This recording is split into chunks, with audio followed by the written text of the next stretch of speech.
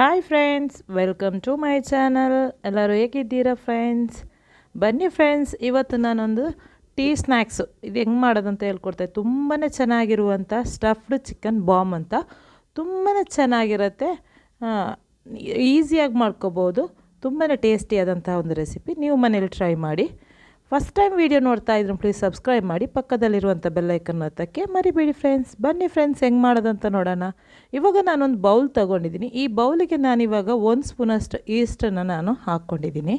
ಆಮೇಲೆ ಇದಕ್ಕೆ ಒಂದು ಅರ್ಧ ಕಪ್ಪಷ್ಟು ನಾನು ಉಗುರು ಬಿಸಿರುವಂಥ ಹಾಲನ್ನ ಹಾಕ್ಕೊಂಡು, ಆಮೇಲೆ ಇದಕ್ಕೆ ಒಂದು ಅರ್ಧ ಸ್ಪೂನಷ್ಟು ನಾನಿವಾಗ ಉಪ್ಪು, ಆಮೇಲೆ ಒಂದು 2 ಸ್ಪೂನಷ್ಟು ನಾನಿವಾಗ ಸಕ್ಕರೆನ ಹಾಕ್ಕೊಂಡು ಚೆನ್ನಾಗಿ ಇದನ್ನು ಕಲಿಸ್ತಾ ಇದ್ದೀನಿ.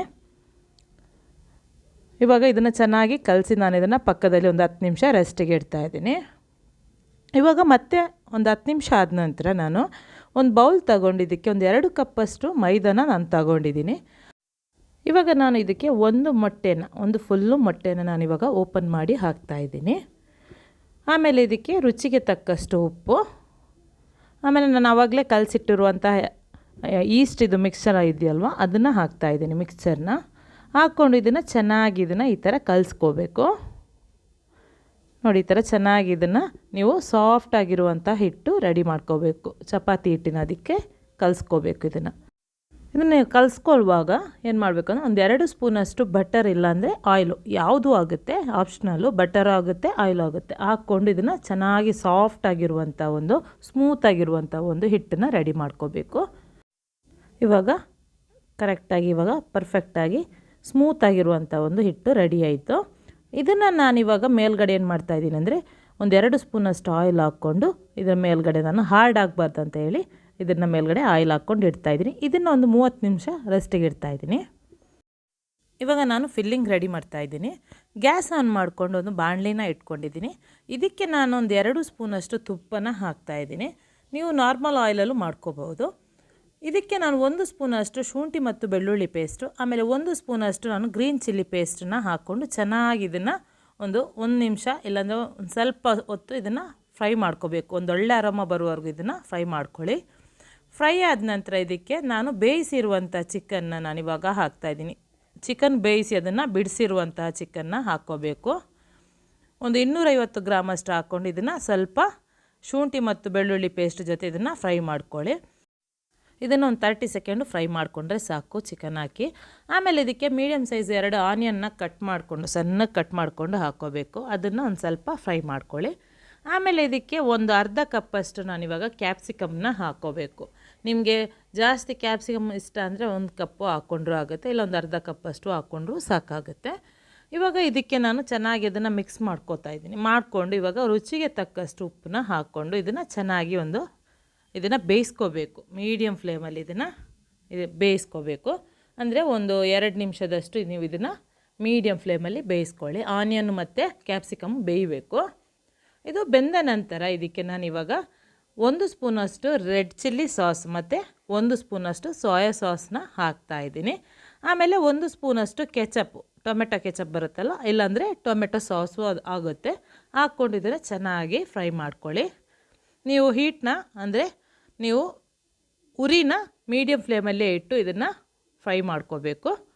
ಆಮೇಲೆ ಇದಕ್ಕೆ ಇವಾಗ ಮಸಾಲೆ ಎಲ್ಲ ಹಾಕ್ಕೋಬೇಕು. ಅದಕ್ಕೆ 1 ಸ್ಪೂನಷ್ಟು ನಾನಿವಾಗ black pepper powder, 1 spoon red chilli powder, ಒಂದು ಅರ್ಧ ಸ್ಪೂನಷ್ಟು ಅರಶಿನ, ಆಮೇಲೆ 1 ಸ್ಪೂನಷ್ಟು ಗರಂ ಮಸಾಲ, ಆಮೇಲೆ 1 ಸ್ಪೂನಷ್ಟು ಚಿಕನ್ ಮಸಾಲ ಹಾಕ್ತಾಯಿದ್ದೀನಿ. ಹಾಕ್ಕೊಂಡು ಇದನ್ನು ಚೆನ್ನಾಗಿ ಮಸಾಲದ ಹಸಿ ಸ್ಮೆಲ್ ಹೋಗುವವರೆಗೂ ಇದನ್ನು ಚೆನ್ನಾಗಿ ಫ್ರೈ ಮಾಡ್ಕೋಬೇಕು. ಇದನ್ನು ಒಂದು 2 ನಿಮಿಷ ಇದನ್ನು ಚೆನ್ನಾಗಿ ಫ್ರೈ ಮಾಡ್ಕೊಳ್ಳಿ. ಚೆನ್ನಾಗಿ ಫ್ರೈ ಆದ ನಂತರ ಒಂದು 2 ನಿಮಿಷ ಆದ ನಂತರ ನೋಡಿ, ಇದಕ್ಕೆ ನಾನು ಕೊತ್ತಂಬರಿ ಸೊಪ್ಪು 1 ಹಿಡಿಯಷ್ಟು ನಾನು ಇವಾಗ ಕೊತ್ತಂಬರಿ ಸೊಪ್ಪನ್ನ ಹಾಕ್ತಾಯಿದ್ದೀನಿ.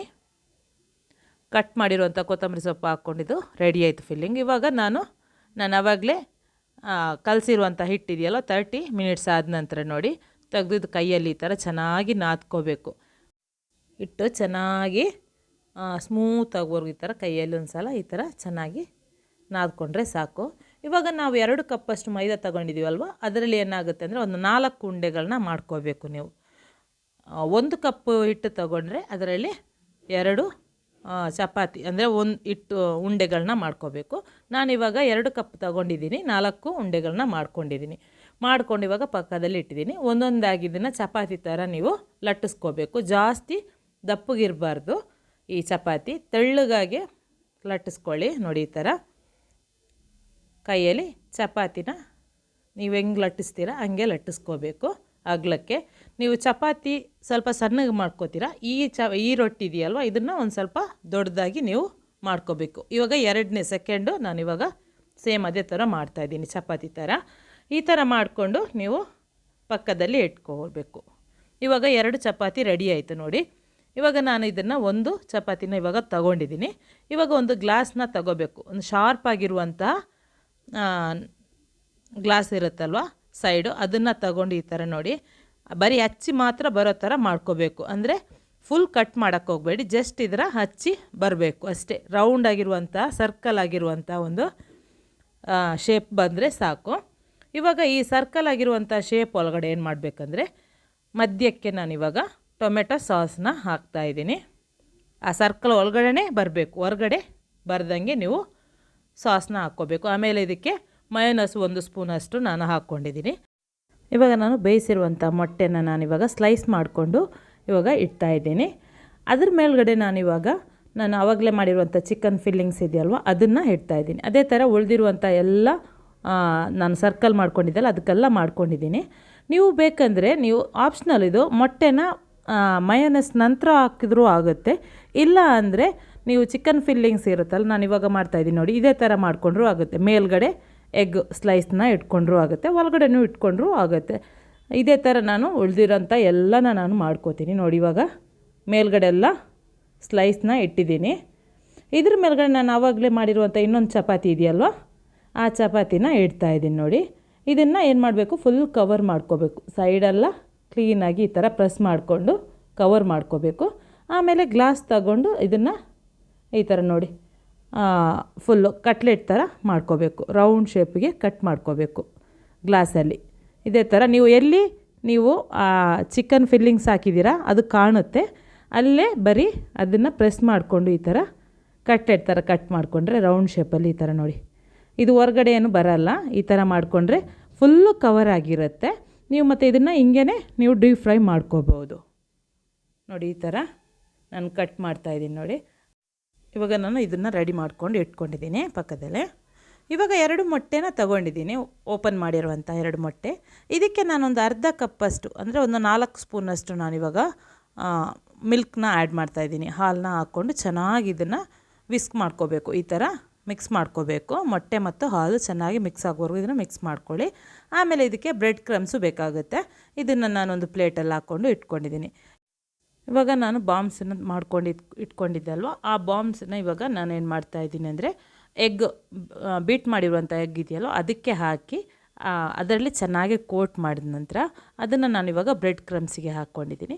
ಬ್ರೆಡ್ ಕ್ರಮ್ಸಲ್ಲಿ ಚೆನ್ನಾಗಿ ಈ ಥರ ಕೋಟ್ ಮಾಡ್ಕೋಬೇಕು ನೋಡಿ. ಈ ಥರ ಕೈಯಲ್ಲಿ ಪ್ರೆಸ್ ಮಾಡಿ ಕರೆಕ್ಟಾಗಿ ಬ್ರೆಡ್ ಕ್ರಮ್ಸ್ ಎಲ್ಲ ಚೆನ್ನಾಗಿ ಕೋಟ್ ಆಗುವವರೆಗೂ ಇದನ್ನು ಚೆನ್ನಾಗಿ ಕೋಟ್ ಮಾಡ್ಕೊಳ್ಳಿ ನೋಡಿ. ಈ ಥರ ಇನ್ನೊಂದು ಮಾಡೋದು ತೋರಿಸ್ತಾ ಇದ್ದೀನಿ ನೋಡಿ. ಇದೇ ಥರ ತೆಗೆದು ಎಗ್ಗಲ್ಲಿ ಹಾಕ್ಕೊಂಡು ಚೆನ್ನಾಗಿ ಬೀಟ್ ಅದರಲ್ಲಿ ಒಳಗಡೆ ಚೆನ್ನಾಗಿ ಕೋಟ್ ಮಾಡಿಕೊಂಡು ಆಮೇಲೆ ಬ್ರೆಡ್ಡಲ್ಲಿ ಕರೆಕ್ಟಾಗಿ ಕೋಟ್ ಮಾಡಿಕೊಂಡು ಇದನ್ನು ನಾನು ಇದೇ ಥರ ಉಳಿದಿರೋದನ್ನೆಲ್ಲ ಮಾಡ್ಕೋತೀನಿ.